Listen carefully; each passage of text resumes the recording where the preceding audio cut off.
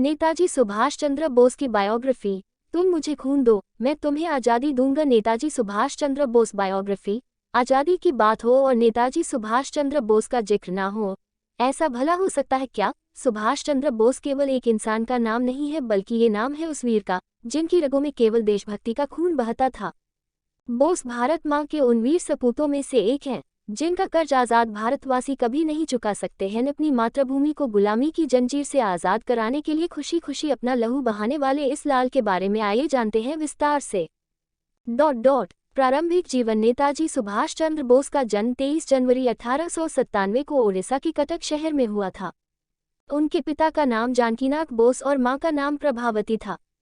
जानकीनाथ बोस कटक शहर के मशहूर वकील थे। शिक्षा। बोस एक सम्राट परिवार से थे, इसलिए इन्हें अच्छी शिक्षा प्राप्त हुई थी। इन्होंने कलकत्ता के स्कॉटिश चर्च कॉलेज से उन्होंने दर्शन शास्त्र में स्नातक की डिग्री हासिल की थी। साल 1919 में वे भारतीय प्रशासनिक सेवा की तैयारी के लिए इंग्लैंड पढ़ने गए।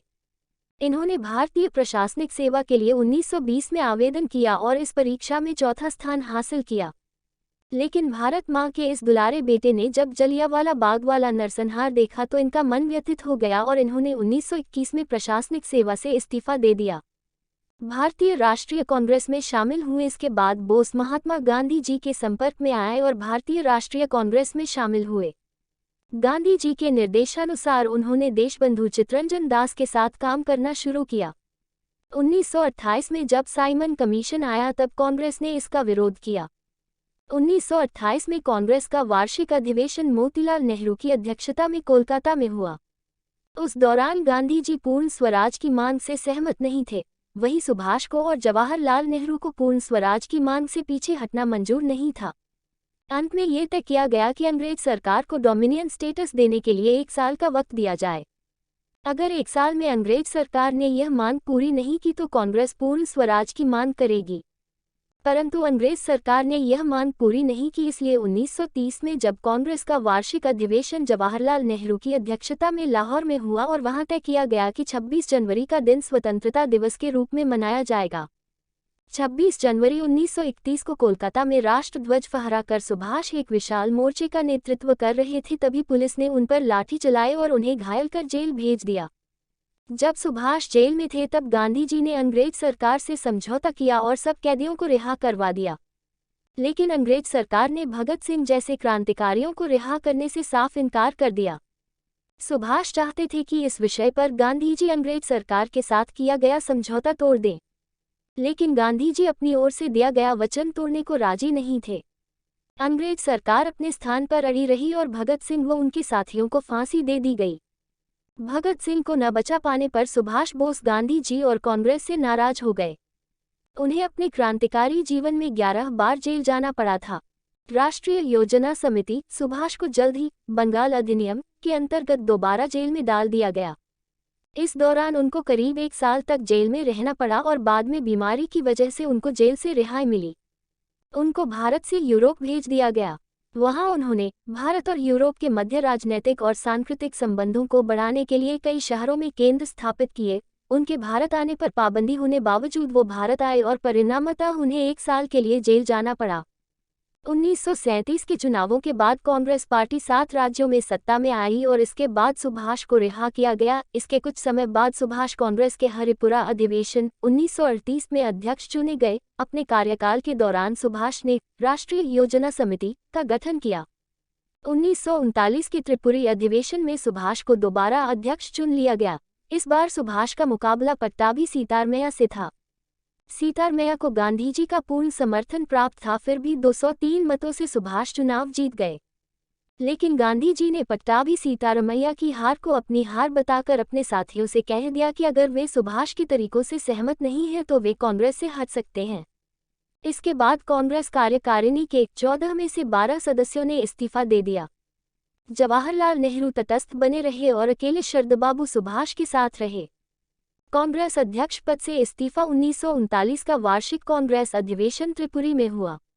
इस अधिवेशन के समय सुभाष बाबू तेज बुखार से इतने बीमार हो गए थे कि उन्हें स्ट्रेचर पर लिटाकर अधिवेशन में लाना पड़ा। गांधी स्वयं भी इस अधिवेशन में उपस्थित नहीं रहे और उनके साथियों ने भी सुभाष को कोई सहयोग नहीं दिया। अधिवेशन के बाद सुभाष ने समझौते के लिए बहुत कोशिश की, लेकिन गांधी और उनके साथियों ने उनकी एक न मानी। परिस्थिति ऐसी बन गई कि सुभाष कुछ काम ही न कर पाए। आखिर में तंग आकर 29 अप्रैल 1939 को सुभाष ने कांग्रेस अध्यक्ष पद से इस्तीफा दे दिया। फॉरवर्ड ब्लॉक 3 मई 1939 को सुभाष ने कांग्रेस के अंदर ही फॉरवर्ड ब्लॉक के नाम से अपनी पार्टी की स्थापना की। कुछ दिन बाद सुभाष को कांग्रेस से ही निकाल दिया गया। बाद में फॉरवर्ड ब्लॉक अपने आप एक स्वतंत्र पार्टी बन गई। द्वितीय विश्व युद्ध शुरू होने से पहले से ही फॉरवर्ड ब्लॉक ने स्वतंत्रता संग्राम को और अधिक तीव्र करने के लिए जनजागृति शुरू की। फॉरवर्ड ब्लॉक के सभी मुख्य नेताओं को कैद कर लिया गया। द्वितीय विश्व युद्ध के दौरान सुभाष जेल में निष्क्रिय रहना नहीं चाहते थे। सरकार को उन्हें रिहा करने पर मजबूर करने के लिए सुभाष ने जेल में आमरण अनशन शुरू कर दिया। हालत खराब होते ही सरकार ने उन्हें रिहा कर दिया, मगर अंग्रेज सरकार यह भी नहीं चाहती थी कि सुभाष युद्ध के दौरान मुक्त रहें। इसलिए सरकार ने उन्हें उनके ही घर पर नजरबंद कर लिया गया।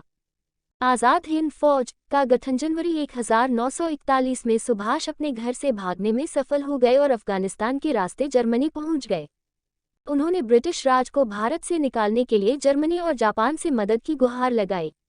जनवरी 1942 में उन्होंने रेडियो बर्लिन से प्रसारण करना शुरू किया, जिससे भारत के लोगों में उत्साह बढ़ा। वर्ष 1943 में वो जर्मनी से सिंगापुर आए। पूर्वी एशिया पहुंचकर उन्होंने रास बिहारी बोस से स्वतंत्रता आंदोलन का कमान लिया और आज़ाद हिंद फौज का गठन किया और नारा दिया था कि तुम मुझे खून दो, मैं तुम्हें आज़ादी दूंगा। इसके बाद सुभाष को नेताजी कहा जाने लगा। नेताजी ने दिल्ली चलो का नारा दिया। द्वितीय विश्व युद्ध के दौरान आज़ाद हिंद फौज ने जापानी सेना के सहयोग से भारत पर आक्रमण किया।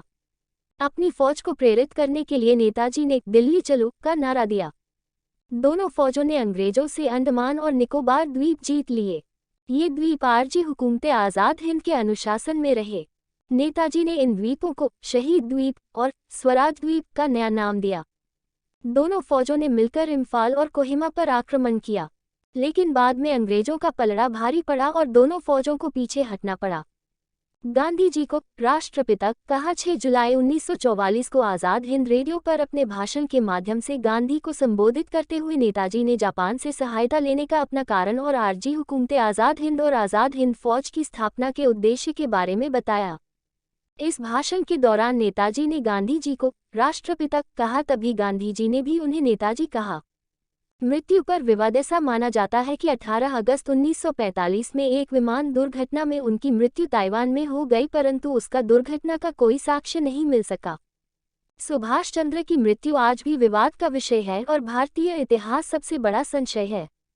ये पढ़ें, Subhash Chandra Bose 125th birth anniversary. जानिए नेताजी के बारे में कुछ अनकही बातें। अधिक फ्रीडम फाइटर समाचार। फ्रीडम फाइटर राजेंद्र प्रसाद का 100 साल की उम्र में निधन। अपने पैतृक आवास पर ली अंतिम सांस। गोविंद बल्लभ पंत। गोविंद बल्लभ पंत की पुस्तक पर अंग्रेजों ने लगा दिया था प्रतिबंध। पराक्रम दिवस 2023। सुभाष चंद्र बोस के बारे में जाने ये खास बातें जिनकी मौत अभी भी है एक रहस्य। टीपू जयंती मनाना मुसलमानों सहित सभी की संवेदनाओं का अपमान। ओवैसी से क्या उम्मीद कर सकते हैं।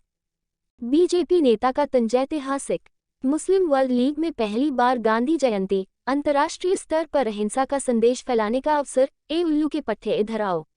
जब शाहरुख खान को याद आई पिता की बातें, कहा बड़ा होने पर समझ आया नेहरू के स्वतंत्रता सेनानी होने को लेकर क्यों मचा बवाल। भिड़े कांग्रेस और बीजेपी। बेंगलुरु में टीपू सुल्तान बनाम वीर सावरकर की लड़ाई। कांग्रेस के लगाए पोस्टर को फाड़ा।